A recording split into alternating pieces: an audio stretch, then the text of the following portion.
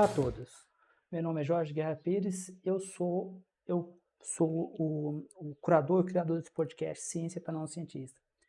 Esse podcast está disponível em basicamente todas as plataformas de podcast, mas essa versão específica, essas versões específicas com vídeo, elas são específicas para o YouTube. O YouTube ele tem também um sistema de podcast. O sistema de podcast do YouTube ele permite que a gente tenha esse, essas versões em forma de vídeo, né, que tem lá suas vantagens, né? Se você tiver uma plataforma de preferência que ainda não está disponível esse podcast, vocês podem me falar que eu vejo qual que é o processo de colocar o podcast, né? Que o processo às vezes tem que ver como que é o processo, né? Mas ele está disponível em bastante plataformas de podcast, e principalmente as principais como o Spotify e TuneIn, né? Que são duas plataformas bem pesadas, né? Eu gosto sempre de iniciar esse podcast falando algumas coisas. Primeiramente, todos os meus livros estão disponíveis na Amazon, Google Books, estão disponíveis em formato de e-book e também disponível em formato de audiolivro. O audiolivro ele conta com mais de 11 horas de narração usando inteligência artificial, só que uma inteligência artificial bem avançada, não é uma voz robótica. Eu também fiz questão de ouvir todo o livro e usar 3 vozes diferentes, né? O objetivo de usar 3 vozes diferentes é para dar uma experiência melhor. Com citações usa uma voz, título usa outra voz e o texto principal usa outra voz. Eu já venho usando esse sistema do Google Books, né, que é uma opção do Google Books, que você transforma o seu livro em audiolivro, e é uma excelente experiência.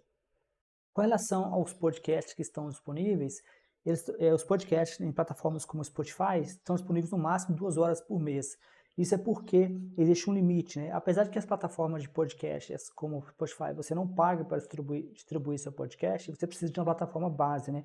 Nesse caso, a plataforma base que faz o host, né, que guarda os episódios, elas têm às vezes, a que eu estou usando especificamente, ela tem uma versão livre que é 2 horas mensais de limite, mais 3 meses no máximo que o seu episódio fica disponível online. Então, se vocês estiverem gostando do podcast nessas plataformas de podcast que não seja o YouTube, vocês podem sempre fazer doação e ajudar, como por exemplo no Patreon, que eu vou deixar disponibilizar, ou até mesmo no PayPal. É só mostrar interesse que a gente pode talvez tornar os episódios maiores e com um tempo maior. Nesse episódio especificamente, eu queria falar de algo que se vocês estão acompanhando esse podcast, né, você já viu que eu já fiz, se não me falha a memória, pelo menos 2 episódios especificamente sobre esse assunto, né? Um é o Brasil sem Jesus no coração, que é uma provocação, como será o Brasil ateísta, e se os evangélicos são uma ameaça ao crescimento do movimento ateísta no Brasil. Como eu comentei em episódios anteriores, né, o ateísmo no Brasil gira em torno de 1%, só que eu acho que esse número está subestimado, porque dado que até 2010 ele chegava a 8%, não fazia um sentido que os novas estimativas vai ser de 1%. Esses números são difíceis de achar jogado no Google, isso porque não existe uma cultura de fazer pesquisas sobre ateísmo. Muitas vezes eu acho que é um erro fatal e até triste que as pessoas considerem falar de ateísmo como falar de religião. No prefácio do meu livro Seria a Bíblia um livro científico, eu falo sobre essa experiência de ter oferecido falar de Darwin, e a professora disse que mas o Estado não é, mas o Estado é laico, né? Como se eles entendem religião, eles entendem Darwin como fosse religião. Então o ateísmo também virou religião.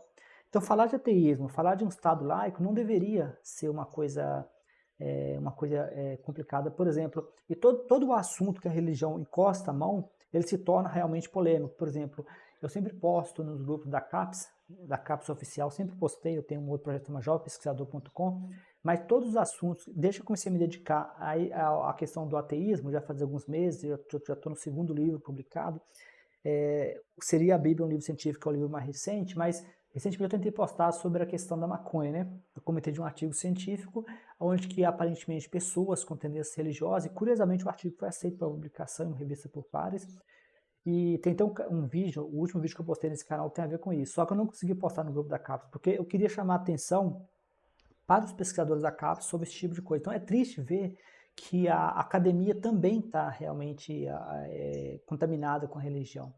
Teve um estudo interessante, né, que aparece no canal do Átila Yamarino, né, um excelente divulgador da ciência, no qual ele mostra que a probabilidade de você cometer um erro quando você estiver interpretando uma pesquisa científica, ela geralmente tem a ver com sua habilidade técnica, né? Ou seja, quanto maior a sua habilidade técnica, menor a chance de você cometer erro ao interpretar um trabalho científico, interpretar dados em ciência de dados, por exemplo, né? Só que observou o seguinte, que em certos temas polêmicos, como armamento, eu acho que religião, ele não fala de religião especificamente, mas acho que religião também entra nesse tópico. Você começa a ver uma dificuldade de interpretação, né? Porque são temas politizados. O exemplo do artigo científico, né? Eu peço que vocês, que vocês vejam o vídeo anterior, eu até ensino vocês a usar uma ferramenta que eu criei chamada Academic AI, né? E você vê claramente que o cientista comete erro gravíssimo naquele artigo. Por exemplo, eles não têm um grupo de controle, né? A comparação é vaga. Então, muito possivelmente, o artigo pode ser efeito placebo, né? E a religião está cheia disso de efeito placebo, né?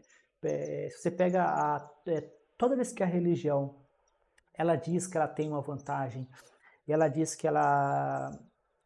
Basicamente, isso é uma regra. Toda vez que a religião diz que ela tem um benefício em cima do ateísmo, um benefício em cima de qualquer área, você vê que geralmente é efeito placebo. O que é placebo? Placebo é quando você não tem grupo controle, então muito possivelmente o sinal que você está vendo não é o sinal devido àquilo especificamente. Por exemplo, você dá para a pessoa um remédio, mas o placebo geralmente é açúcar, né? Isso que é o seguinte, que você compara o efeito de açúcar, né? A pessoa não sabe o que é açúcar, né? O que é sal, o que é alguma coisa, né? Então, aquilo é para gerar na pessoa a ideia de que ela tem um remédio que está funcionando. Então, o objetivo é evitar de que a pessoa melhore por vontade própria, né? Porque a pessoa acredita, né? A força da crença é tão poderosa que os médicos precisam de fazer grupo controle. Você não vai ver nenhum estudo em medicina sem grupo controle. Porque o grupo controle é para comparar algo totalmente ineficaz, como açúcar e sal, né? Açúcar, sal ou mesmo água, para curar uma doença versus o remédio de verdade, né?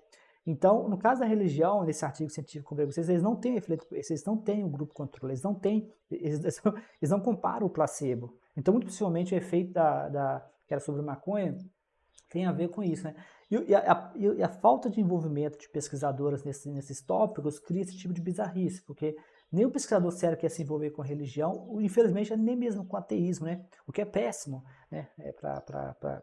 É péssimo para todos.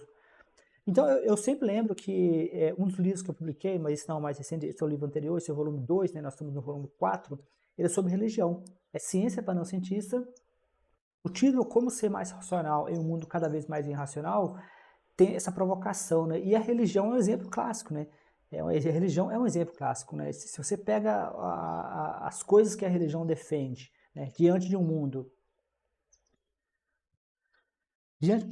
tecnológico, e de um mundo com muito conhecimento, de um mundo cada vez mais racional, isso que é a definição. No início do livro 2, desculpa, do livro 1, que é bolsonarismo, foi o início da série, foi quando eu comecei a escrever sobre o assunto, né?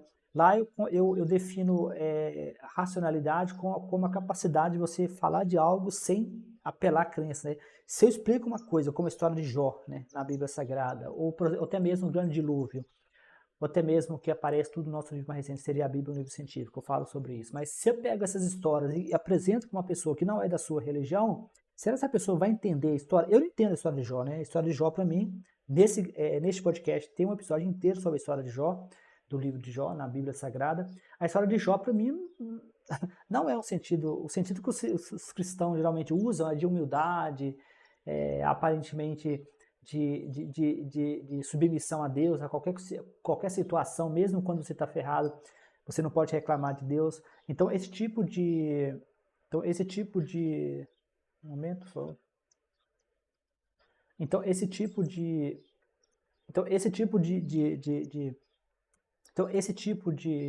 obediência, né? Esse tipo de obediência que eles pregam é exatamente o oposto daquilo que a história diz. A história de Jó, ela fala, novamente, nesse podcast tem um episódio inteiro sobre a história de Jó. Então a história de Jó é o oposto. A história de Jó não é única. Você pega a história, por exemplo, de Adão e Eva, o grande dilúvio, são todas histórias que desafiam a racionalidade humana. As histórias elas vão ao contrário daquilo que eles dizem para você que a história quer dizer, né? Então por isso que o livro chama O Mundo Cada Vez Mais Irracional. Mas como eu comento no livro, essa ideia de irracionalidade é muito possivelmente uma ilusão, né? Eu usei o trabalho de Pinker, né? Pinker, ele desafia que essa irracionalidade que Pinker é muito famoso, publicou vários livros importantes nessa área de irracionalidade, mas muito possivelmente é uma ilusão. essa irracionalidade, mas não deixa de existir, né? E a religião, ela é o exemplo mais fácil e mais clássico de você ver o distanciamento entre entre a realidade, porque as histórias religiosas só fazem sentido para religioso, né? Nesse canal mas tá em inglês, né? Não vou citar porque tá em inglês, mas tem uma apresentação muito legal de uma moça que fala sobre isso, quando ela era católica e ela viu uma pessoa de uma religião, acho que os mormons, né? Os mormons falando com ela, e ela falou que não entendeu nada, mas é porque somente a pessoa da religião entende a história da religião. Isso é irracionalidade, né? Que é a definição. Religião é ideologia, que é uma forma de irracionalidade. Então, o desafio dessa apresentação agora é falar como que seria um Brasil ateísta, né? Como que seria um Brasil um país secular, né? Um Brasil, né? Então, uma sociedade onde a religião não influencia as políticas públicas e a moralidade. Para mim, a parte mais importante disso tudo aqui é a parte de moralidade, né? Perdão. Então, pegar um ponteiro aqui. Para mim, a parte mais importante aqui é a parte de moralidade, né? Porque eu tenho acompanhado as discussões em inglês, então não sei como é que está em português, mas as discussões em inglês, elas geralmente giram em torno de moralidade, né? Porque o cristianismo, ele se coloca na posição de ter uma espécie de moralidade absoluta que nenhum ser humano pode bater ela, mas só que quando você presta atenção no tipo de moralidade que eles estão a religião tem essa pegadinha, né? Porque o religioso não percebe, mas quem é de fora, o ateu, por exemplo, percebe, né? É tudo contraditório, né? É tudo bizarro, né? O mundo religioso.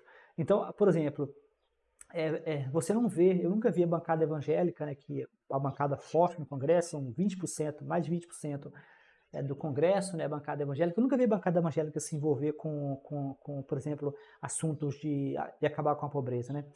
Tem uma história que eu conto às vezes com frequência. Eu estava no Rio de Janeiro, eu na Ilha do Governador, no meu pós-doutorado, né? Eu fiz na FRJ, desculpa, não, eu fiz na Fiocruz. Não, eu estudei na FRJ, depois eu fiz pós-doc na Fiocruz. Mas eu lembro que uma senhora queria me arrastar para a igreja dela, sabe? Eu já contei essa história mais de uma vez, então você deve ter ouvido essa história nos meus livros, alguma coisa. Mas a mulher queria me arrastar para a igreja, né? Então tinha um rapaz negro dormindo no chão, né? Eu perguntei à moça, mas esse rapaz aqui, né? Você deveria estar preocupado com ele, não comigo, né?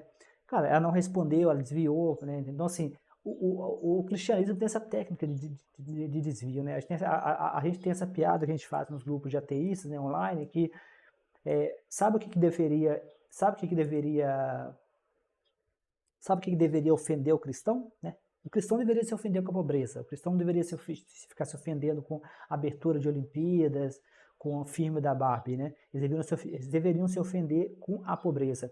Então, a moralidade cristã, ela não é uma moralidade boa, é uma péssima moralidade.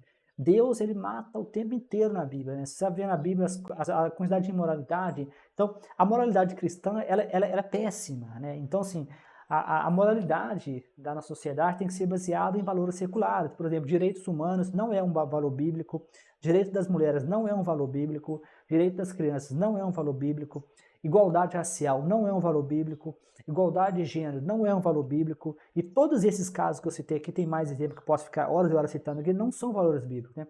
Rousseau falou isso muito bem, né? De que toda mudança social, de acordo com o Rousseau, toda mudança social, né? Toda mudança social. Um momento aqui, pessoal. Eu acabo tendo um problema aqui. Para ajudar, precisa. Eu acho que está dando um problema aqui.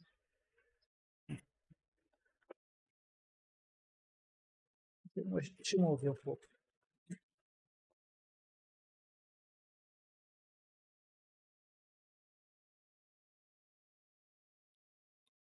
Ver aqui. De acordo com o Rousseau, toda mudança social, né? Toda mudança social que teve como objetivo aumentar a igualdade, né? Aumentar a todo valor social teve como objetivo aumentar a igualdade. Você teve resistência das igrejas organizadas, né? O Rousseau falou isso brilhantemente, porque todo valor para melhorar as raças, da igualdade para todas as raças não brancas, valores das mulheres, todos foram. Inclusive a Bíblia está cheia de passagens onde que a mulher é colocada como objeto. Nesse exato momento nos Estados Unidos existem movimentos de verdade, não é piada, movimentos de verdade que usam a Bíblia para tentar justificar o fim do direito das mulheres, para que as mulheres voltem a ser propriedade, como foi no passado, né? A Bíblia está cheia de exemplos. Então, essa moralidade religiosa e essa moralidade bíblica, que supostamente vem de Deus, isso é péssimo, porque esse Deus, ele não fala, esse Deus, ele não opina, né? Ele deixa humanos tomar, por exemplo, o caso do pé do estuprador, que é uma coisa mais imoral do que você obrigar uma jovem de 13 anos estuprada a manter um filho do estuprador, né? O estuprador, que é o abusador, vai virar, inclusive a Bíblia diz, né, que nesse caso a Bíblia diz que o estuprador tem que pagar um valor para os pais e se casar com a jovem, né? Então a jovem é obrigada, de acordo com os valores bíblicos, a conviver pelo resto da vida com o estuprador, né? Olha, isso para mim não é valor, isso para mim não é moralidade, isso é o oposto de moralidade, né?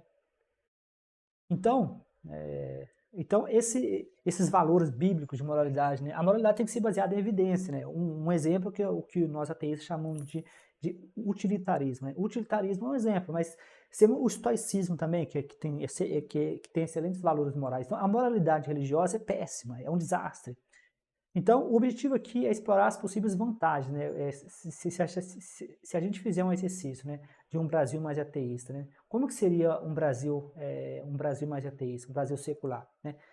Como seria o Brasil secular? Lembro que nesse mesmo podcast eu tenho alguns episódios sobre a secularização do Brasil, né?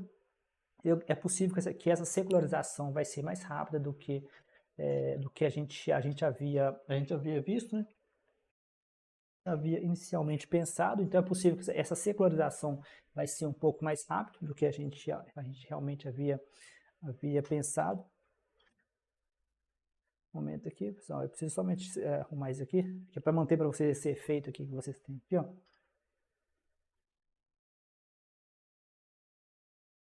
Então, esse processo de secularização, então, esse processo de secularização que está acontecendo na sociedade brasileira pode ser mais rápido do que a gente inicialmente havia pensado.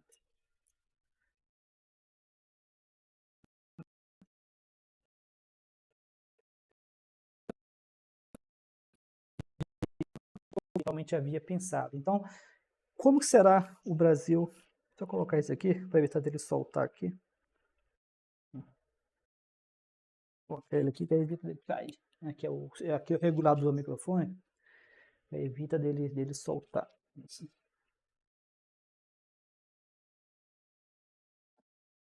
Então, como que seria esse Brasil secular? Esse vai ser o desafio que eu vou fazer aqui. Então, é bom sempre comparar com casos internacionais, porque as pessoas sempre criticam essas comparações, que o Brasil é um país único. Então eu concordo plenamente que a gente não deve ficar comparando o Brasil com outros países. O Brasil tem que ser o Brasil, né? O Brasil não tem que ser Japão, o Brasil não tem que ser...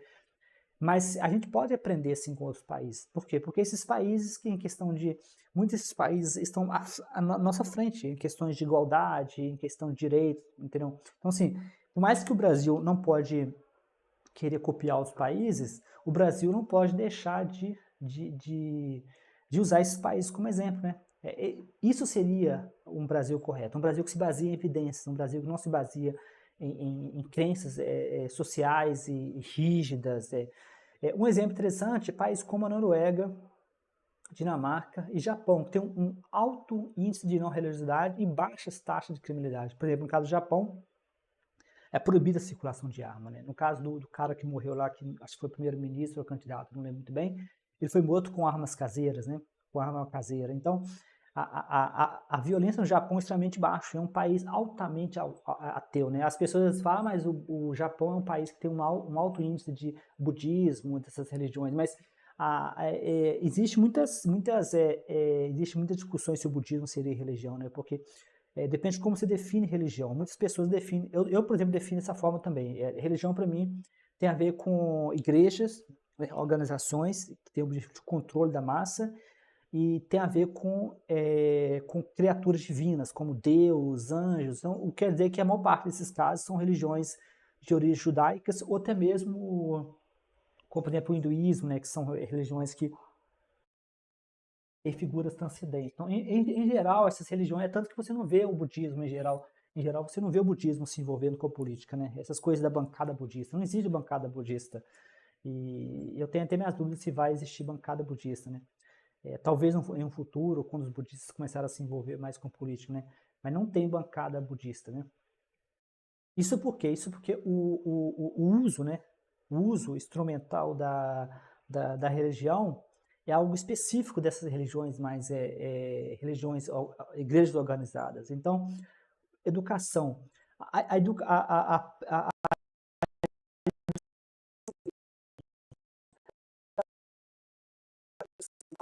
religiosos têm dificuldade de detectar fake news, né? Fazer detecção de fake news. E detecção de fake news tem a ver com educação. Baixa escolaridade é a maior dificuldade de você interpretar, por exemplo, textos, né? Você interpretar, por exemplo, notícias, né? A educação, por exemplo, no caso da Finlândia. A Finlândia foi o melhor país em detecção de fake news, mas a Finlândia, além de ter vários programas anti-fake news, também tem uma forte educação digital do seu pessoal. Eu vou dar para vocês um exemplo que eu acho que tem a ver com isso, né? No prefácio do livro, seria a Bíblia, um livro científico, eu comento disso, né? Eu queria falar de fake news na região onde eu moro, no Centro Cultural. Eu fui barrado, né? Eu sempre comento essa história porque é uma história que eu acho que exemplifica o que acontece no Brasil e a gente muitas vezes não fala e não dá a quantidade suficiente de atenção. Nesse caso, eu lembro que as pessoas me responderam, depois que eu tinha marcado o evento, depois para divulgar meu livro, o livro que vocês viram lá no início da apresentação é aquele livro que eu queria divulgar na região, né? Fala sobre religião. E depois que o evento já tinha sido aceito, divulgado, e de repente alguém me manda uma mensagem no WhatsApp dizendo que o evento não podia mais ser feito porque era tema sensível. Não, a pessoa não me deu nenhum detalhe. O que seria tema sensível, né? Só que haviam 3 tópicos que eu queria falar no dia. Fake news, né? Notícias falsas, bolsonarismo e religião. É, Para ser tema sensível, tem que ser um dos 3, né? A pessoa não falou qual dos temas é tema sensível, né?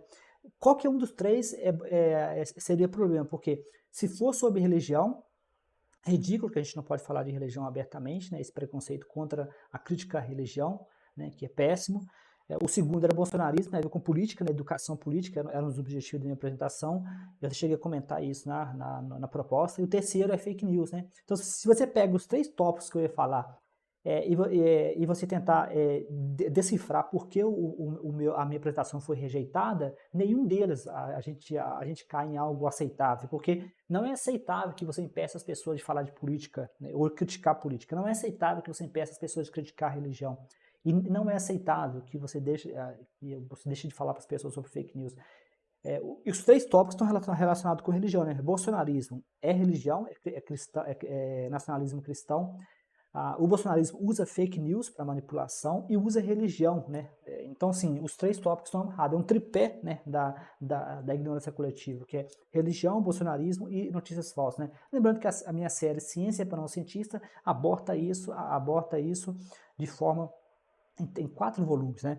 O primeiro volume é bolsonarismo, o segundo volume é religião, o terceiro volume é falácias e o quarto volume seria a Bíblia científica. Então, os 4 dele falam de bolsonarismo, fake news e manipulação da massa. E se vocês tiverem mais interesse, eu tenho um outro livro que é sobre bolsonarismo, desculpa, é sobre inteligência artificial e manipulação em massa, que tem a ver com o bolsonarismo também, né? E tem também um outro também que é sobre, eu tenho um outro livro meu também que é sobre desinformação, que tem a ver com o bolsonarismo e tem a ver com religião. Eu vou deixar para vocês um link, na verdade eu já deixo sempre um link na descrição do vídeo, né, como padrão, para vocês terem acesso a todos os meus livros. Eu já deixo né, se tiverem interesse. Então, bem-estar social, né? Nós vamos ver, né? Não existe um índice, né? Não existe um índice oficial de felicidade, mas a gente pode usar o IDH, né? Que tem a ver com igualdade de renda e acesso à saúde, né? Que é o IDH. Mas tem um índice de felicidade que a gente vai usar, né? Ele não é um índice assim. Existem essas coisas subjetivas como felicidade, bem-estar, é difícil de medir. O que a gente pode fazer é fazer tipo a inflação, né? A gente pode pegar um pacotão, né? Um pacote com vários índices e comparar esses índices, né? E comparar esses índices para ver como estão esses índices. Um desses índices que é importante é o IDH, né? O IDH tem a ver com acesso à educação, né? Acesso a coisas básicas para sobreviver. E os países ateístas, né, eles são os melhores. O Brasil, como um país totalmente religioso, e os Estados Unidos também são péssimos nesses números. Né? Então, redução. Acho que a parte mais importante da gente, a parte mais importante da gente, a gente tomar cuidado com religião é exatamente a redução da intolerância, né? Isso é até difícil a gente falar. Por exemplo, nesse canal agora, nesse canal eu publiquei, acho que foi ontem, sobre a questão da maconha e da religião, um artigo científico que associava a frequentar a igreja com o não uso de maconha. Só que eu acho que frequentar a igreja, mesmo que diminua o uso de maconha, ainda tem esse efeito colateral da intolerância. Então não adianta você olhar somente um lado, né? Diminuição do uso da maconha, né? Curiosamente, o artigo não faz o mesmo com álcool, cigarro. Tem uma postagem nesse canal, mas está em inglês, né? Nessa postagem eu falo um pouco mais sobre isso. Mas é, a redução da intolerância, né, e os evangélicos são os campeões de intolerância, as pesquisas mostram isso, eles têm a maior tendência a ler a Bíblia literalmente, os ataques constantes a centro de Umbanda, né, centro de religiões de matriz africana, geralmente são atacados por grupos evangélicos. As leis e as tentativas de ataques no Congresso, né, como por exemplo, se vai vendo as leis que tentam passar, todas elas têm a ver com a bancada evangélica. Então, assim, os evangélicos são os piores no que tange a intolerância. Então, a gente tem um Brasil mais ateísta, vai ser um Brasil que vai ter mais respeito com a questão da intolerância e também da questão racial, né, e a questão de gênero. Vamos lembrar que a Bíblia, durante muito tempo, conviveu com a escravidão. Vamos lembrar que nos Estados Unidos, quando a Suprema Corte Americana tentou acabar com o racismo, e conseguiu, felizmente, desculpa, acabar com a escravidão, eles usavam a Bíblia para poder validar a questão dos escravos, que os escravos eram uma questão divina, né, questão dada por Deus. E nós temos capítulos e capítulos, Êxodo, por exemplo, né, são capítulos e capítulos da Bíblia que ensinam como tratar seu escravo. Se vocês não acreditam nessas bizarrices, vai no podcast Atheist Experience, The Atheist Experience, é um podcast em inglês. Lá você vai ver vários episódios que as pessoas ao vivo, né, os cristãos ao vivo, defendendo a escravidão, defendendo, né, tem vários episódios, né, com o Matt, né, que é um dos caras mais interessantes do podcast, The Atheist Experience, a experiência ateísta, no qual você vê, isso ainda existe, isso não desapareceu. A gente vive sob a ilusão de que o cristão ele evoluiu. Não, o cristão mesmo idiota que era anos atrás, como objeto e tudo mais. Então, assim, essa visão, né, de que o cristão evoluiu é uma visão totalmente errada, é uma visão totalmente equivocada. Então, basicamente é isso. Então, uma coisa que eu queria relacionar são as leis seculares, porque, por exemplo, uma das coisas que é uma das maiores discussões que a gente vê, né, sobre a questão da religião é a discussão sobre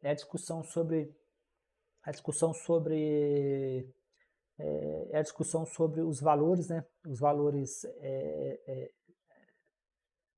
seculares, né, os valores seculares e a questão das leis. Por exemplo, uma coisa que a gente tem dificuldade no Brasil, por exemplo, né, foi a bancada evangélica que entrou contra, que foi forte para acabar com a saidinha, né? As saidinhas eram uma forma do preso, o preso que não cometeu crime muito violento, o preso que já estava em final de pena, o preso poderia ter contato com a família, era uma forma de ressocializar o preso. E foi a bancada evangélica que foi forte para acabar com a saidinha. E, aparentemente, eu entendi bem a história, eles conseguiram, eles venceram, por maioria. Então você vê a mentalidade do religioso, a mentalidade dele é de punir, tanto que a pessoa que é punida, a pessoa que é punida de acordo com a lei cristã, vai queimar no fogo do inferno pelo resto da eternidade por crimes tão bizarros quanto masturbação, ser gay, ou seja, não acreditar em Deus, ou seja, são crimes totalmente ridículos. Não existe um crime que justifique você punir uma pessoa por eternidade a queimar no fogo do inferno. Agora imagine crimes tão pequenos quanto masturbação, ser gay. Então a mentalidade do religioso é essa. Por exemplo, um tipo de lei que o Brasil, o mundo tem dificuldade, o Brasil tem muita dificuldade, são leis que não faça punição como é atualmente, mas que faça a pessoa trabalhar para a sociedade, tem um nome técnico para isso, são punições,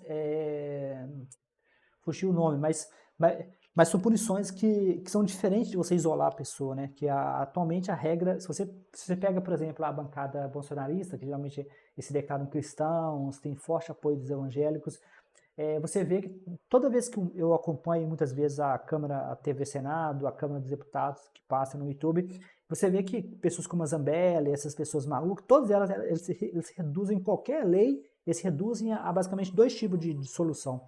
Prender mais pessoas e aumentar a pena. Prender mais pessoas e aumentar a pena. As duas soluções que eles têm para tudo, né?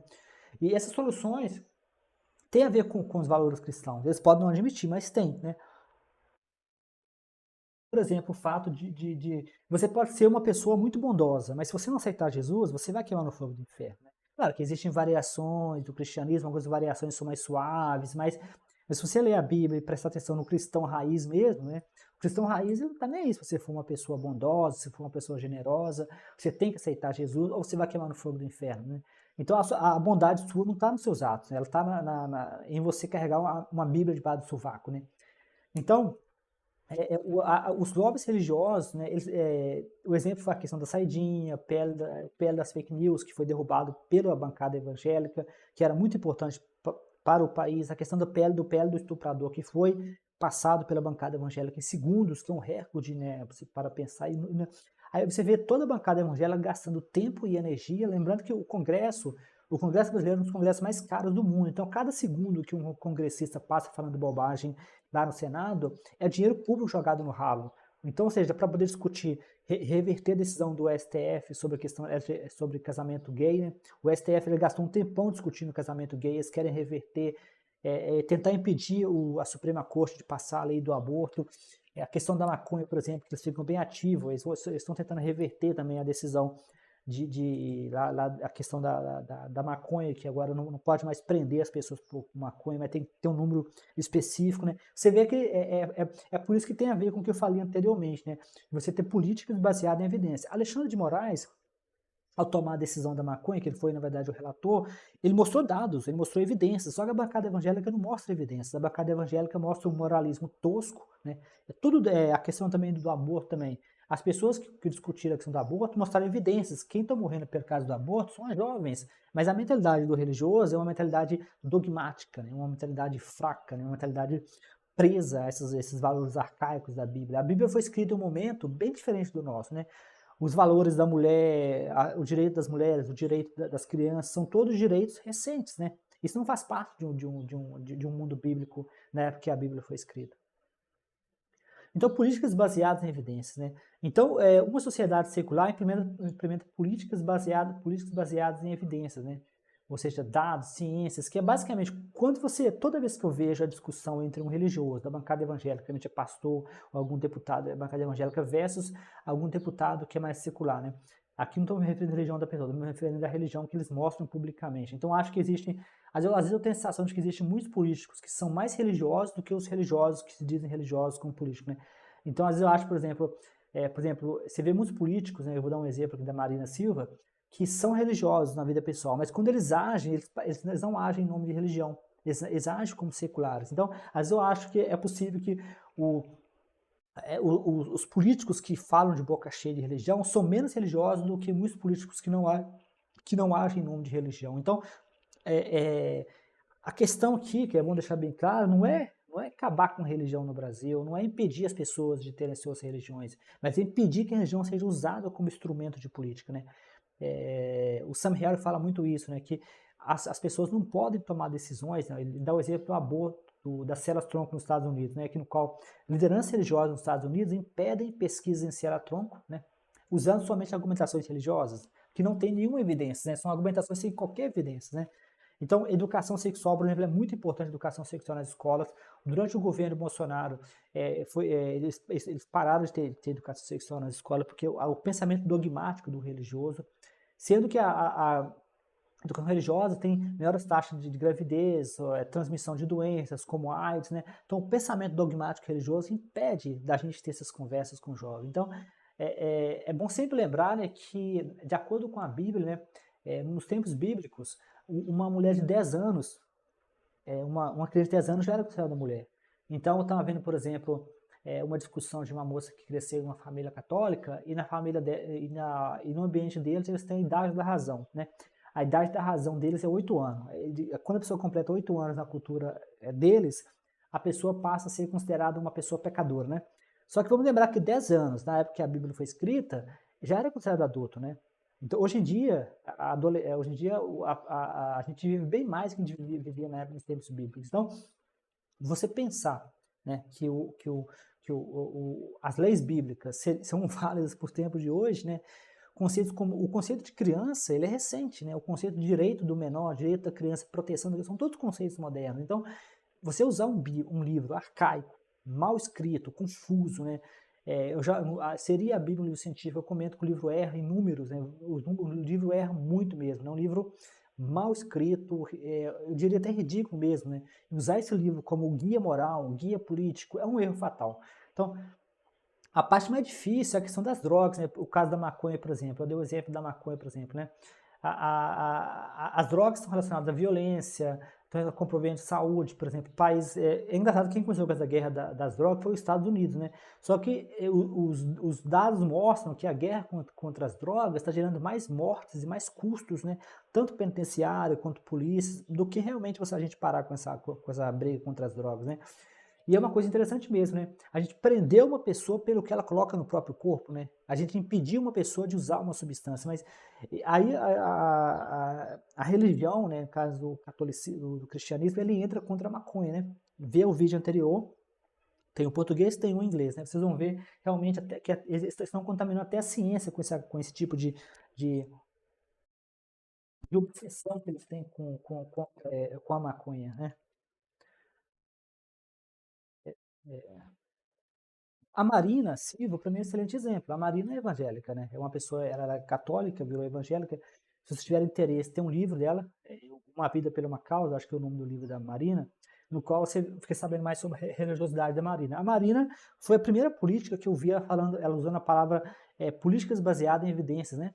Que eu achei muito lindo que a palavra usou, políticas baseadas em evidências, né? Que muitas vezes não foi um termo que ela criou, mas é a primeira pessoa que eu vi usando esse termo. E é importante isso que a gente faça isso, né? Que a gente deixe a nossa religiosidade de lado e não fique misturando com a política. Por quê? Mesmo que os ateus sejam 1% da população, eles fazem parte da população. Imagina um ateu manda seu filho para uma escola pública e seu filho chega em casa dizendo glória a Deus, né? Para um ateu vai ser uma facada, né? Ah, mas o que tem a ver dizer glória a Deus? Não, é péssimo. A gente sabe que esse Deus de Abraão, quem é ateu estuda, quem é ateu lê, sabe que a religião não é uma coisa boa, né? A religião está relacionada com péssimos números. Eu vou mostrar alguns para vocês aqui. Então, para um ateu, ele vai querer um filho secular, porque ele sabe, né? Ninguém se torna, apesar de que o religioso ele não entende isso, ninguém se torna ateu simplesmente porque odeia Deus, né? Os religiosos gostam de dizer que o ateu ele não gosta de Deus, o ateu odeia Deus, o ateu quer pecar, o ateu quer fazer merda. E daí, né? A vida é nossa, a gente faz o que a gente quer. Uma vida secular é uma vida feliz, né?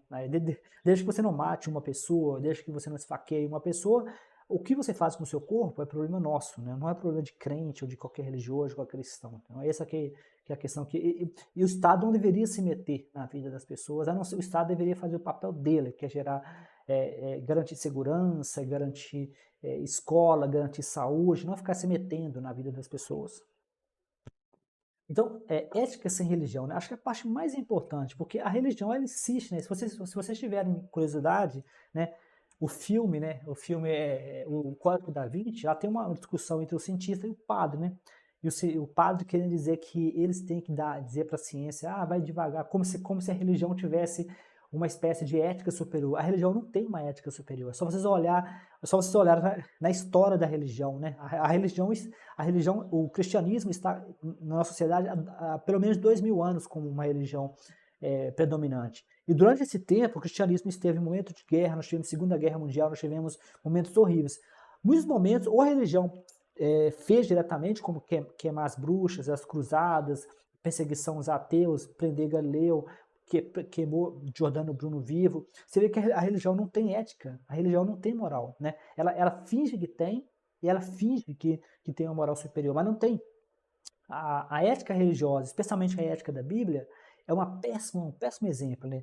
A Bíblia é um livro que mostra exatamente o que você não deve fazer, exatamente o que nós não devemos fazer. Então é possível argumentar em ética sem religião, né? Pessoas como Kant, né? Pessoas como Immanuel Kant, Nietzsche, né, por exemplo, todos eles falaram de ética, falaram o próprio estoicismo, os gregos falaram em ética e tudo mais, sem necessidade de ter religião, né? A responsabilidade. Nosso livro seria a Bíblia, um livro científico, então tem um anexo, né, que não faz parte do livro, mas faz parte do anexo ao livro. Lá eu faço uma comparação, né? Por exemplo, uma das coisas que eu mostro no livro é que pesquisas mostram que os ateus e os religiosos tendem a defender os vulneráveis, né? Os dois têm em comum, né? Tanto o ateu quanto o religioso, eles têm em comum a defesa do vulnerável. Só que o religioso tende a usar a visão dogmática. O ateu, né, ele tende a usar o dano, né? Então, eu não fiz essa pesquisa, mas se eu lembrar, eu faço no grupo de ateu, mas eu tenho a impressão de que os ateus serão contra o pé do estuprador, já os religiosos são a favor. Então, eu acho que os dois estão tentando defender o menor, né? Eu não acho que eu vou fazer a pesquisa para confirmar a minha visão, mas eu acho que eu já fiz a pesquisa sobre Israel, e os ateus em geral, ou eles são neutros com relação a Israel, ou eles acham que Israel é um país genocida, né? Então, sim, já os crentes são totalmente a favor de Israel, né? Principalmente as igrejas pentecostais e não pentecostais, né? E aí você vê que os dois têm o mesmo valor, que é a proteção da vida, só que um tem a ver com, usa os seus valores baseados em pacto, em evidências, em dados reais, e o outro usa em visão dogmática e cega, né? Cega mesmo. A pessoa que defende Israel está também cega. A pessoa não tem noção. Eles usam muito a argumentação de que mas o Hamas matou 1.000 pessoas. O Hamas matou, não foi o povo palestino, não foi a faixa de Gaza, já está mais de 50 mil pessoas mortas, mais da metade, toda a metade são crianças e mulheres inocentes. Hospitais, a universidade, tudo destruído pelo povo de Deus.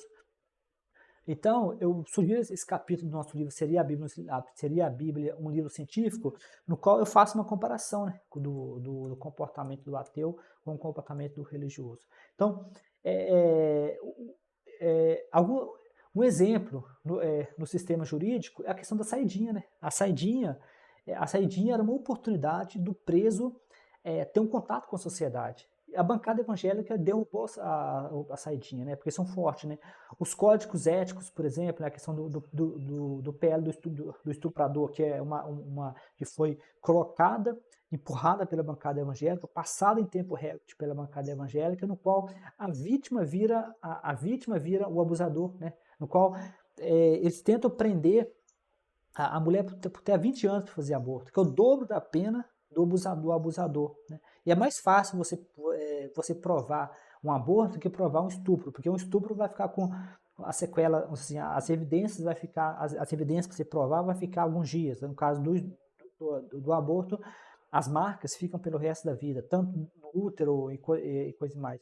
Então, ou seja, para você ver a bizarrice que é você ter uma sociedade baseada em religião. E o mais triste, eu comento isso no prefácio, mais de 30% dos brasileiros eles apoiam um país baseado em leis bíblicas, que seria uma teocracia e não uma democracia.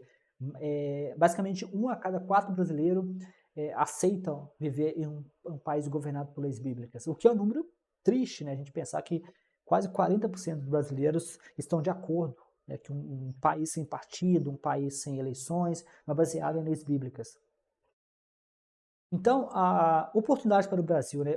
Eu queria estimular para vocês algumas reflexões sobre o Brasil poder beneficiar-se de um modelo secular, né? Modelo secular, é bom sempre lembrar que o modelo secular é diferente de ateísmo, né? O modelo secular, né, o Brasil já é um país secular, na teoria, né? Na prática nós sabemos que é um país dos evangélicos, né? Mas o modelo secular seria um modelo onde você tem uma variação enorme de religiões e não religião, né? Aí você pode perguntar, mas nós já temos isso. Nós não temos isso, né? Mais de 80% das pessoas são cristãos, né? Está diminuindo, mas são cristãos. Mas você pode falar comigo assim, mas as pessoas são cristãos porque elas querem. Não necessariamente, né? É só você ver um artigo da BBC News, você vai ver lá o preconceito que tem contra ateus. Isso é um péssimo sintoma, né? O baixo número de ateus no Brasil, de ateus declarados, é um sintoma. É um sintoma de que a nossa sociedade, apesar de ela ser secular, dela ser secular na teoria, ela não é secular na prática. Então nós temos muitos desafios. Então eu vou mostrar para vocês gráficos, mas uma das coisas é a redução, né, da decisão, das decisões de decisões políticas. Né? As decisões das políticas, elas afetam a todas as pessoas. Não faz nenhum sentido você viver em um país onde que nem todos compartilham da mesma religião, caso o pé do estuprador, por exemplo. O pé do estuprador é de interesse da bancada evangélica, não é interesse do ateu, não é interesse do Bamba, não é interesse do budista, não é interesse de ninguém, do agnóstico, é interesse dos evangélicos. Eles deveriam fazer essa lei para eles, né? Eles deveriam, se eles não querem fazer aborto, é problema deles, né?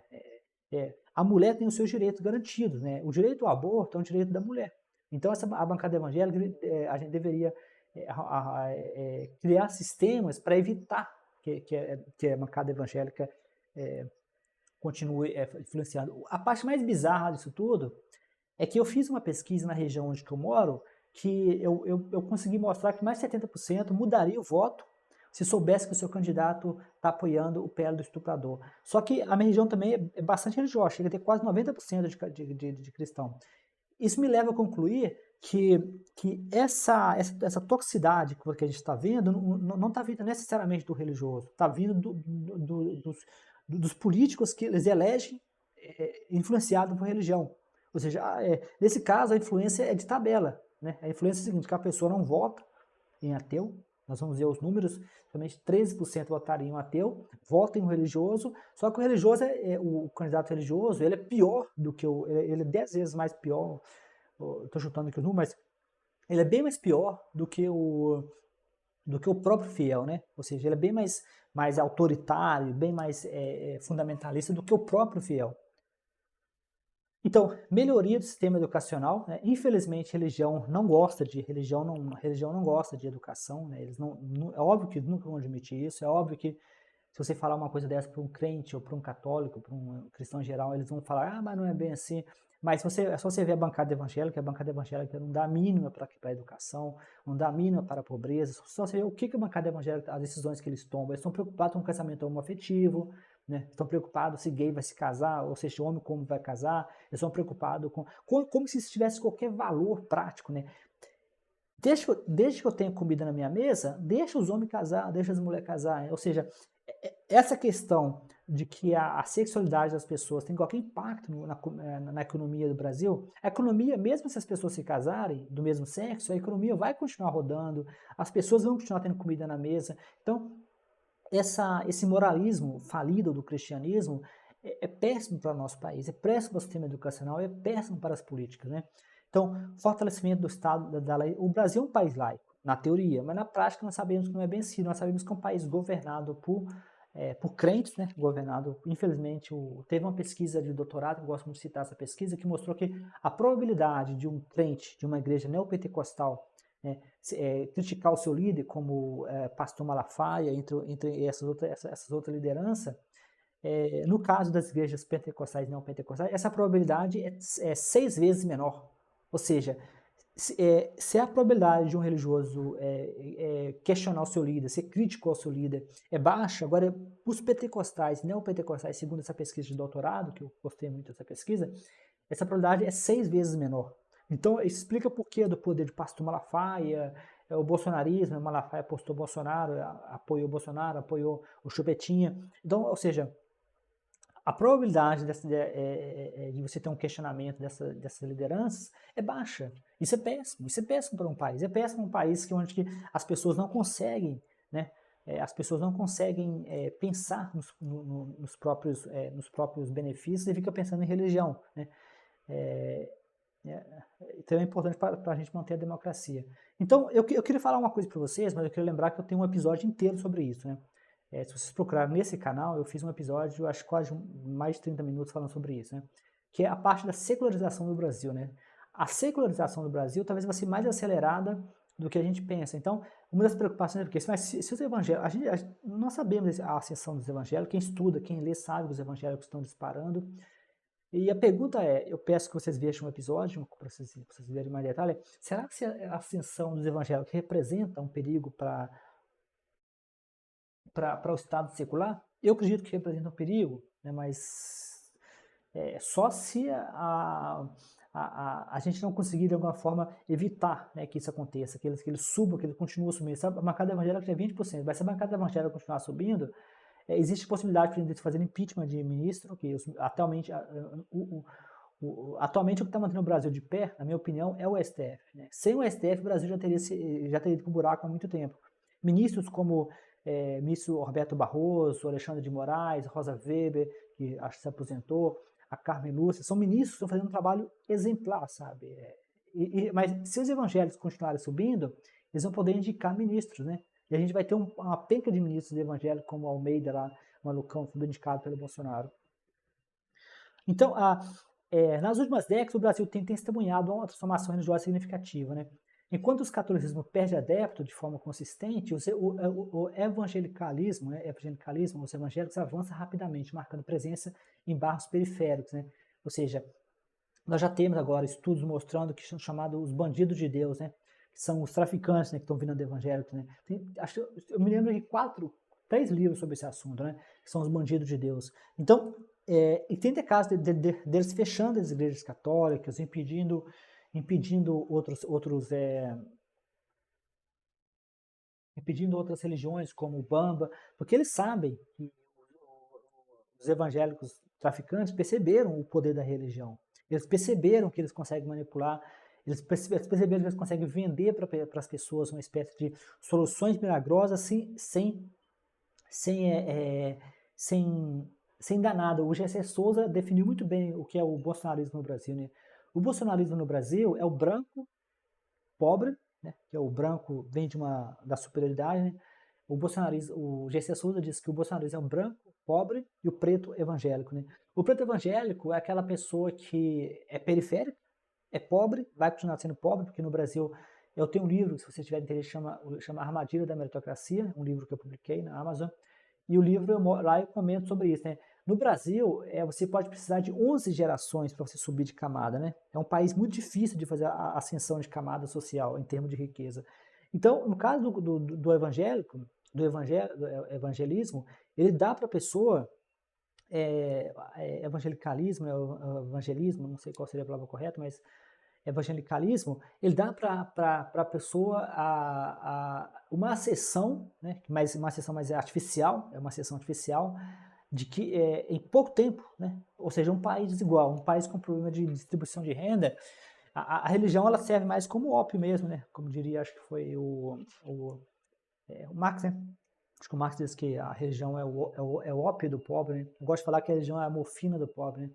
Ou seja, a morfina ela gera um efeito artificial. Né? A morfina ela pode fazer com que você sinta menos dor. Mas a morfina ela não resolve o problema. Né?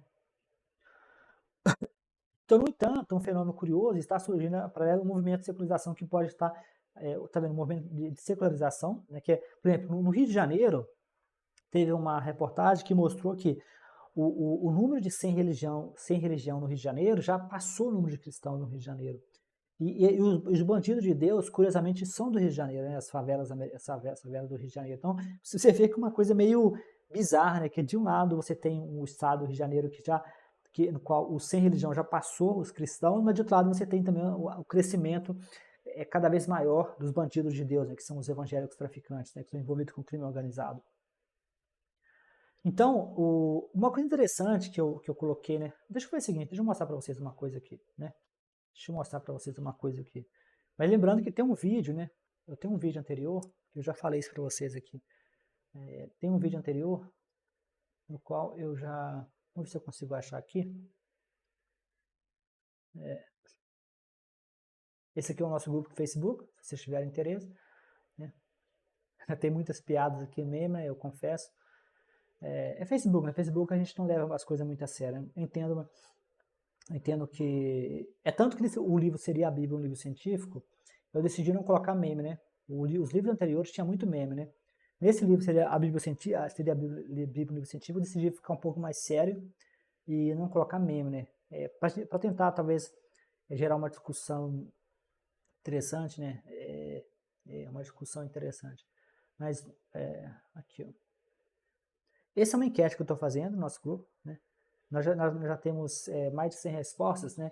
E a pergunta a pergunta que foi feita lá é o seguinte: dado que você é ateu, de onde que você veio? Eu distribuí em vários grupos ateus, né? Eu só distribuí em grupos ateus.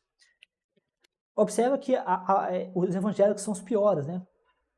Os evangélicos são os piores em termos Mas tem um episódio de podcast que eu explico para vocês melhor essa pesquisa aqui. Mas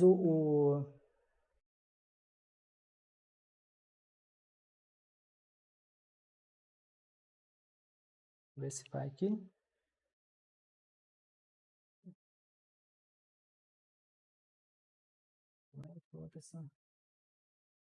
Então esse salto, né, que é interessante, que é o salto do catolicismo,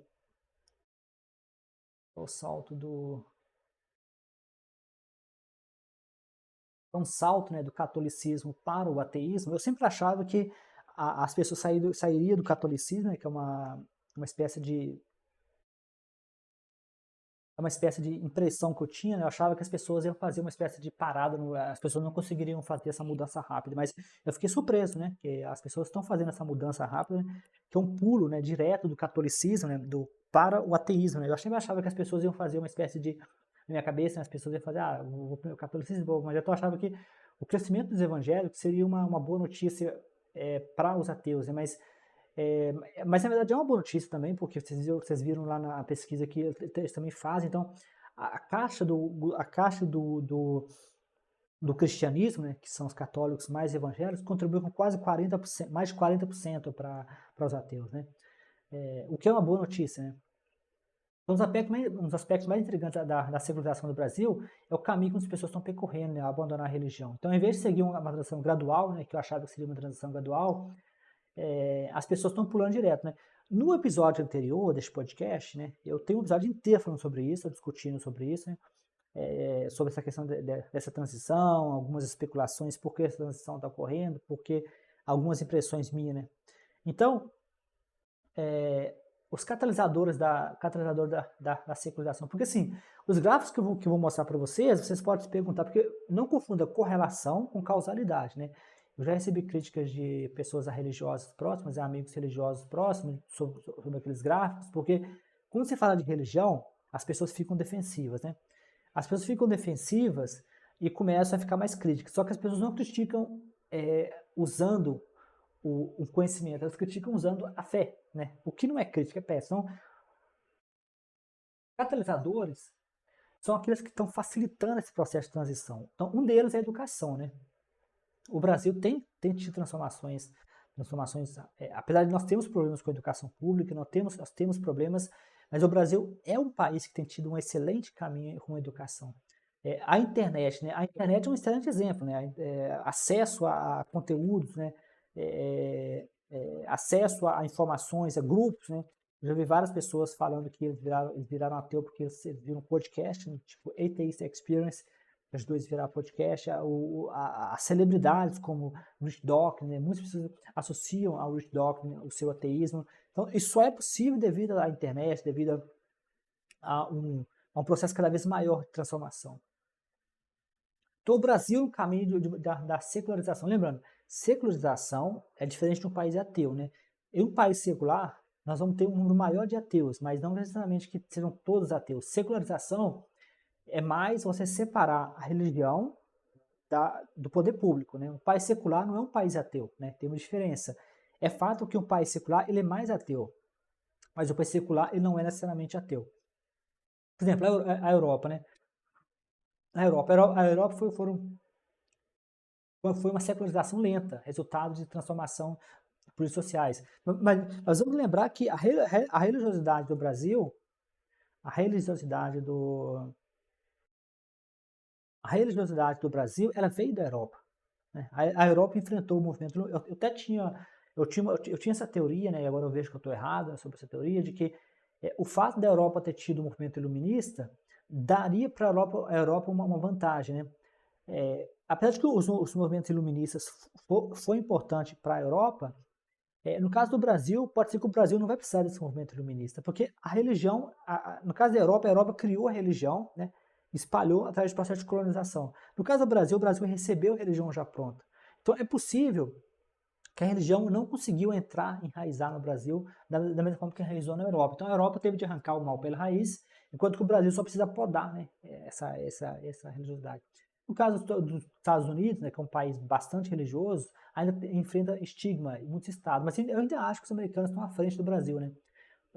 Talvez seja errado, mas baseado em discussões que tem visto, porque os ateus americanos são muito mais ativos, né? O Brasil, por exemplo, não tem nenhum ateu famoso, assim, que tem que eu tenho, com exceção do Leandro Carnal, que é muito famoso, ou do Cortella, mas eu falo assim, um ateu famoso que seja muito ativo, né? Como, por exemplo, Rich Dawkins, Christopher Hitchens, eram pessoas que eram famosas somente por serem ateus, né? No caso do Brasil, as pessoas famosas, elas são famosas e ateias, né? E muitas, como o Leandro Carnal, ele acaba definindo o ateísmo. Eu aprendi muito com o Leandro Carnal, mas ele não vive pelo ateísmo. No caso dos Estados Unidos, tem vários exemplos, como Rich Dawkins, Sam Harris, que são pessoas que vivem do ateísmo, né? Ou seja, eles são famosos por causa do ateísmo deles. Então, na América Latina, os países como o Uruguai também tem um alto nível de secularização. Lembrando que o Uruguai é um dos melhores países da América Latina. Nossos vizinhos aqui, ó, o Uruguai é um país bastante desenvolvido, né, em termos de educação. É um dos países, assim, é um país com traço europeu, né? Como você pode ver. O Brasil, devido à sua diversidade religiosa e rápida urbanização, pode experimentar uma transformação mais rápida, porque a secularização, vamos lembrar que o cristianismo surgiu em zona rural, né? Eu tenho um vídeo nesse canal do YouTube, nesse podcast, no qual eu faço uma provocação, comparei com a questão das vidas extraterrestres, né? Comparei com a vida extraterrestre. E lá eu comento que o cristianismo veio de zona rural. Então, o cristianismo veio de zona rural, precisou de zona rural para se espalhar, e a secularização também, muito possivelmente, vai fazer o mesmo efeito, né? Então, quanto mais o Brasil for um país urbano, maior a chance de que vai ser um país secular. O futuro da religião no Brasil. Apesar do crescimento dos evangélicos, há indícios de que o Brasil pode estar caminhando para um futuro mais secular, né? A secularização não significa o desaparecimento completo da religião, mas uma sociedade onde a religião desempenha um papel menos central na vida dessas pessoas. Ou seja, acabar com a bancada evangélica, né? A bancada evangélica. Agora, acho curioso que o Marcos Frota, né? Marcos Frota, acho que é Marcos Frota, não. Fugiu o nome dele, né? O astronauta, né? Fugiu o nome dele.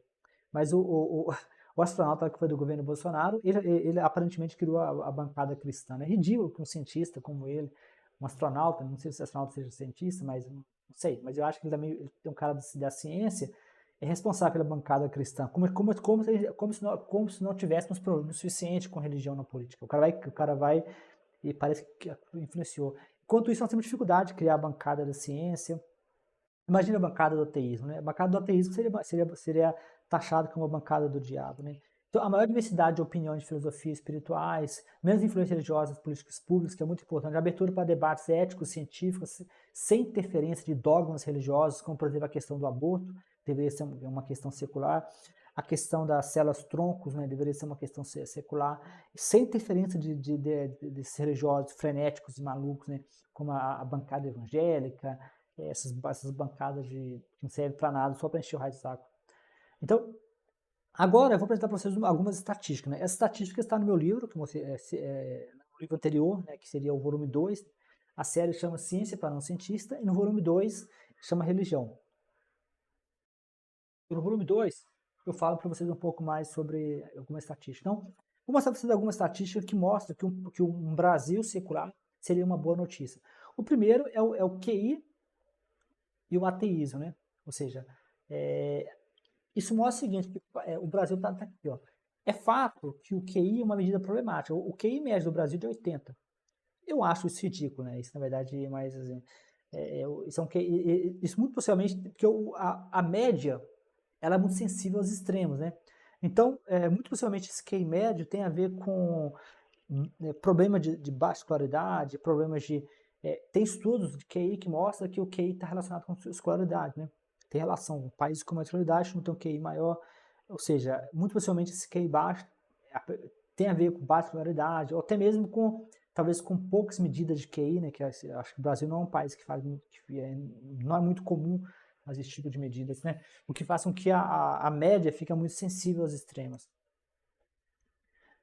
Inclusive tem um vídeo muito legal de um cara, uma pessoa que achei muito legal, que ele fez um vídeo sobre isso, né? Porque o QI médio do Brasil é 80, né? E aí você observa que todos esses países que estão aqui com a taxa de ateísmo alto, também tem o QI alto, né? O QI médio, né? O Japão é o maior exemplo, né, do QI médio com a taxa alta, né? Outra questão é a relação entre criminalidade e ateísmo, né? A relação é positiva, né? Desculpa, a relação é positiva no sentido de que é positivo você aumentar o número de ateísmo, né? Então, quando você aumenta a taxa de ateísmo, você também tem uma queda, né? Uma queda. Tem uma queda. E o R, né? Aqui não dá pra ver direito, não, porque ficou em cima, né? Não deu pra ver direito não, mas ficou em cima. Mas tá vendo a taxa aqui é bem alta, né? Tá vendo aqui, ó? É percebível. O que eu fiz aqui? Aqui eu peguei os estados brasileiros, né? Os estados brasileiros com índice de criminalidade e comparei com a taxa de sem religião, que é mais fácil de achar essa taxa do que o ateísmo, né? Esse mesmo resultado foi encontrado nos Estados Unidos e esse mesmo resultado você encontra o mesmo no livro também, acho que eu comparei com os países também, se não me falha a memória, né? Mas você consegue fazer o mesmo truque se eu comparar a taxa de ateísmo com a criminalidade de cada país. Eu comparei o Brasil, se não me engano, com a Suécia, parece, né? Eu fiz algumas comparações. Não sei se foi nesse volume ou se foi no volume 3, né? O próximo gráfico é a relação entre o PIB. Nesse caso, os religiosos ganham, né? A religião ganha. A religião está relacionada com, ou seja, quanto maior a taxa quanto menor a taxa de ateísmo, maior o PIB. Aí você fala, o que é isso? Primeiro, o PIB não é uma medida muito boa, né? O PIB é uma medida de riqueza, né? O Obama, em uma entrevista, ele criticou o PIB, né? O Obama dos Estados Unidos, um país materialista, né? Assim, bastante capitalista, né? O Obama criticou o PIB. Então, eu acho que isso tem a ver com o meu livro A Armadilha da Meritocracia. A meritocracia é uma forma de religião. Então, quanto maior a religiosidade de um país, menor a chance da pessoa desafiar o sistema. O que quer dizer o seguinte, que vai ter uma péssima distribuição de renda. Então, a religião pode ter uma relação com o PIB alto, porque ela faz com que a pessoa aceite condições extremas que quem carrega o PIB nas costas é o pobre. Né? Não é rico que carrega o PIB nas costas, é o pobre que carrega o PIB nas costas. Então, o PIB, né, se você não tomar cuidado, o PIB pode estar correlacionado com pobreza. No caso dos Estados Unidos, por exemplo, eles têm uma divergência muito alta. Tem estados muito pobres, né, pessoas com condições muito, muito pobres, e é um país com PIB bem alto. Então, o PIB ser alto não é necessariamente uma boa notícia. Então, o fato de você dizer que a religiosidade, na verdade, ajuda o PIB, isso não é uma coisa muito boa. Uma das críticas que tiveram contra o Lula, quando o PIBão do Lula, né, que as pessoas colocavam, os bolsonaristas nas redes sociais colocavam foto de esgoto a céu aberto. É verdade. O aumento do PIB não significa aumento do IDH. No caso do Lula, fez uma sacada importante, que foi ele amarrou o PIB com aparentemente o salário mínimo, né, para evitar essa distorção, que o PIB aumenta e a distribuição não é feita. Acho que o Lula, se não me engano, acho que ele passou essa lei de que o PIB agora vai estar amarrado ao salário mínimo, que é para evitar essa ideia da ditadura militar. Na ditadura militar, eles fizeram o país crescer para depois cortar o bolo, né? Que era a ideologia. Mas eles nunca cortaram o bolo. No caso do PIB é esse, é para evitar essa maluquice, né, de que o PIB aumenta, mas a pobreza também aumenta. O PIB aumenta também a desigualdade. Então, ter PIB alto não é necessariamente algo positivo. Ninguém come PIB. As pessoas comem alimentos. Então, PIB alto não é necessariamente algo positivo. Outra coisa interessante é o autoritarismo brasileiro. Né? Os ateus podem ser o veneno certo, né, contra o autoritarismo.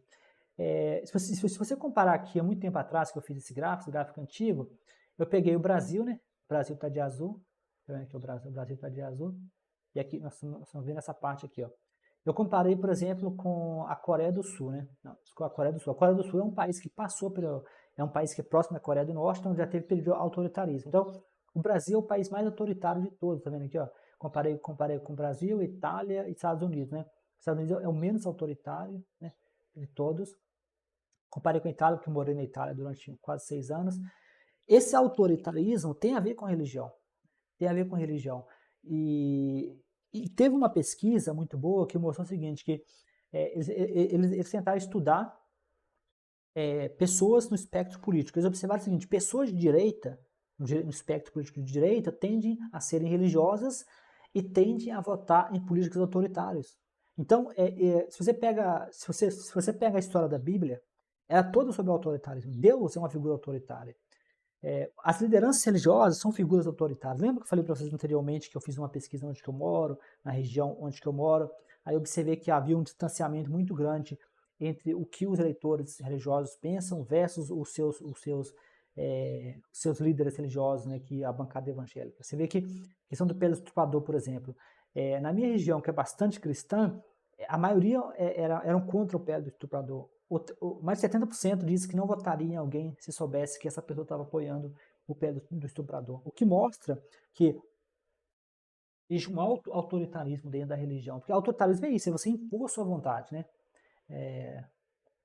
Outro ponto, né, que você pode ver também é isso aqui, ó, que é o índice, né, que eu te mostrava para vocês anteriormente, né, mas agora você pega no gráfico, né, versus ateísmo. Né? Então, ou seja, quanto maior o ateísmo, menor o índice de distanciamento de poder. Isso é importante. Índice de distanciamento de poder tem a ver com pessoas que questionam, tem a ver com pessoas que tomam decisões próprias, tem a ver com a pessoa que critica a desigualdade social, que critica ser explorada. Religião é uma espécie de morfina, como eu gosto de falar, né? Religião é a morfina do pobre, porque ela faz o pobre ser explorado sem necessariamente o pobre reclamar. Né? Só que ela não resolve o problema. A exploração do pobre continua, por isso que ela é morfina. Né? As pessoas acham que a dor religião para o pobre vai se ferrar e vai ser feliz. Isso é péssimo, né? As pessoas têm que reclamar. As pessoas têm que sentir dor na pele. Quando o cara sente dor, o cara ele vai querer mudar. Né? O sofrimento é importante. Por isso que eu falo que religião é a morfina do pobre, porque a religião ela anestesia o pobre. O pobre tem que sofrer. O pobre tem que ter consciência do próprio sofrimento. O pobre tem que ter consciência de que ele está sofrendo, tem que ter consciência de que o que acontece com ele é injusto. E você dá morfina para ele, não vai resolver o problema. Né? Nenhum médico cura uma doença dando morfina. Então, o índice de felicidade, né? Observa, quanto maior o país for ateísta, maior o índice de felicidade. Lembrando que no livro lembrando que no livro Ciência para Não Cientista, volume 2, que é sobre religião, eu discuto e explico esses gráficos, né? O livro também tem formato em audiolivro, que quer dizer que vocês não precisam ficar lendo, se vocês não gostam de ler. Vocês gostam de somente ouvir, tá no volume 2 também tem formato de audiolivro. O próximo é o que eu acho muito importante, né? Capacidade de detecção de fake news. Porque atualmente, no meu livro chama Inteligência Artificial e Manipulação em Massa, né? Inteligência Artificial e Fake News, notícias falsas, onde que eu falo para vocês nesse livro, né? Lembrando que eu sempre deixo na descrição desse vídeo um link para todos os meus livros e vocês podem escolher lá. Lá tem um sobre a democracia, que tem a ver com o bolsonarismo e tem a ver com manipulação em massa. Então, o ateísmo e as notícias falsas, né? Então, quanto maior o nível de ateísmo, maior a capacidade da pessoa detectar fake news. O que é excelente notícia, que é o seguinte, que as pessoas ficam mais céticas. O Brasil é o pior país no ranking, né? Segundo a pesquisa da OCDE, o Brasil ranqueia quase na última posição, né, dos países da OCDE, que são países grandes, né, importantes, sobre a detecção de fake news. O brasileiro, por exemplo, segundo essa pesquisa, ele não consegue separar o meme de uma notícia verdadeira. Né? Então, assim, isso é terreno fértil para manipulação. E os bolsonaristas usam muito isso, as notícias falsas. Por exemplo, esse gráfico aqui é um gráfico que também é só para efeito de simplificação, ele vai mostrando o Brasil lá na parte de baixo, né? Isso aqui, na verdade, é a capacidade de adultos, né? De identificar se a notícia falsa ou não é verdadeira. A Finlândia, vocês podem, no livro eu comento lá, mas a Finlândia é um país que tem tido uma... Você pega esses países que estão em primeira posição aqui, ó, e vai estudando eles rapidamente, são países que têm campanhas, né? Campanhas fortes, né, para combater as fake news. Não são países que ficam esperando cair do céu, esperando a ajuda de Deus, né? São países que estão ativos, né? A Suécia é um exemplo interessante, né? Que a Suécia é um país altamente ateu, né? É um país altamente... Esses casos precisam ser estudados individualmente, né? Mas dá para você ver que existe uma correlação aqui entre a religiosidade de um país e a capacidade de detectar fake news. Então, o que podemos aprender sobre o ateísmo é a melhoria do país, né? A maior lição de todas, e passei um livro inteiro tentando dizer isso, né? O livro é volume 2, né? Ciência para um Cientista, volume 2, né? Explicando isso. Um Brasil secular, um Brasil ateu, né? Lembrando que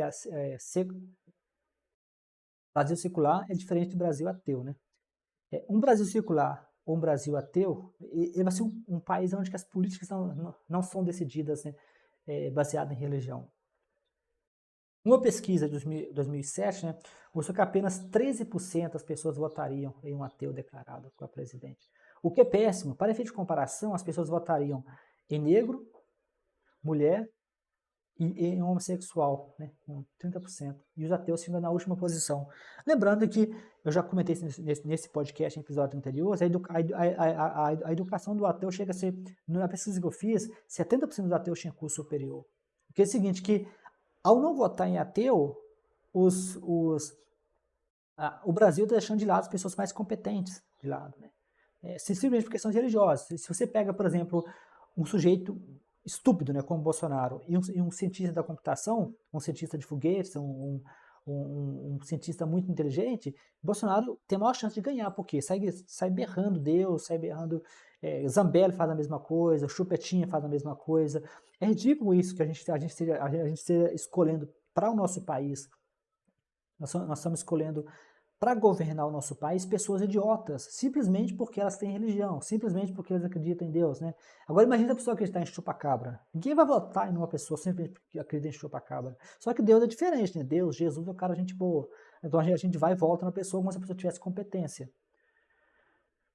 Do lado oposto, nós temos a bancada evangélica, como uma das maiores poderosas, a bancada mais forte atualmente, por incrível que pareça, é a bancada evangélica. O Brasil é o BBB, né? Que é Bíblia, Bala e Boi, né? Só que desse BBB, a bancada evangélica é a mais forte de todas, né? E a única bancada que vota contra os próprios interesses, né? No caso da bancada do Boi, eles votam com relação à agricultura, a bancada da Bala vota com relação à bala, armamento, mas é incrível como a bancada evangélica consegue votar contra os próprios interesses dos próprios eleitores, né? É uma das bancadas mais curiosas, mais esquisitas que tem na bancada, que tem no Congresso brasileiro, a bancada evangélica. Então, quem lembra do Patolino? O Patolino era aquele idiota lá do o pato meio chato, ele sempre sabe tudo. Então, quando o Patolino tá anotando que a coisa é séria. Então, anota embaixo, a religião não prova nada. Os números mostram o oposto, né? Claro, a religião não se baseia em evidências, né? Se a religião se baseasse em evidências, o cristianismo não teria sobrevivido tanto tempo. O motivo que João 20:29, Hebreus 1:11, todas aquelas passagens da Bíblia que fala de não usar evidências, de ter fé, é por isso que o cristianismo sobreviveu, porque ele coloca as pessoas em uma cegueira e um eterno ciclo de negação. Então, os benefícios, né? Conclusão, para a gente concluir essa apresentação, os benefícios de uma sociedade ateísta, né? Menor criminalidade, né? Vocês podem, se você for crente aí, estiver assistindo a apresentação, pode berrar, espernear que nem bebezinho, mas menor criminalidade, maior igualdade social. Eu nunca vi a bancada evangélica se envolver com questões de igualdade social, é sempre a mesma babaquice, né? Casamento homoafetivo, aborto, políticas públicas mais eficientes, né? Que é uma coisa mais idiota do que você gastar tempo e energia com aborto, né? Que é uma questão individual da mulher, ou com a questão do casamento homoafetivo, né? Como se tivesse qualquer correlação. Lembrando, cada congressista no Congresso, cada minuto deles a gente que paga. O Brasil tem um dos congressos mais caros do mundo. Agora, a gente gastar energia e tempo discutindo casamento homoafetivo com dinheiro público, né? Fala sério, né? Vamos de novo para o Patolino tirar nota, né? Patolino, lembrando que o Patolino é aquele todo sabichudo lá que está sempre se metendo em confusão. Então, a busca por uma sociedade mais justa não depende de religião, mas de ações racionais, né? É bom a palavra racionais. Religião é irracional.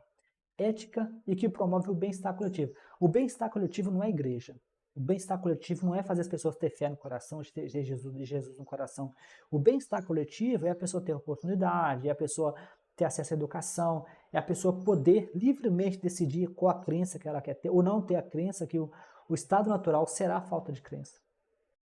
Pessoal, eu vou parar por aqui. Grande abraço e foi um excelente prazer.